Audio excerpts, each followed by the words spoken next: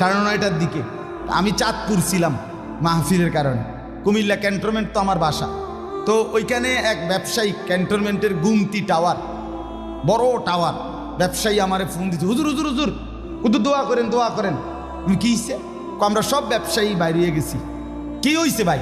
কয় এখানে আমরা আপনার ভূমিকম্প হয়েছে, সব বাইরে হয়ে গেছে। আমি বললাম না ভাই, দোয়া করে আমার কোনো লাভ নাই, কারণ আমার এনো লড়ে।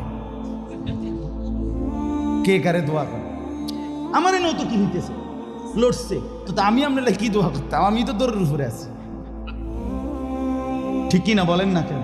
হ্যাঁ, আল্লাহ বলেন কিয়ামতের ইসরাফিলের ফু দিলে জমিনের ভূমিকম্প এমন সব নড়বে একসাথে। অজুমি আশ-শামসু ওয়াল কামার ইয়াকুলুল ইনসানু ইয়াউমাইদিন আইনাল মাফার। কোটি কোটি মানুষ তখন পাগলের মতো দৌড়তে দৌড়তে বলবে আইনাল মাফার, পালাবো কোথায় ভাই?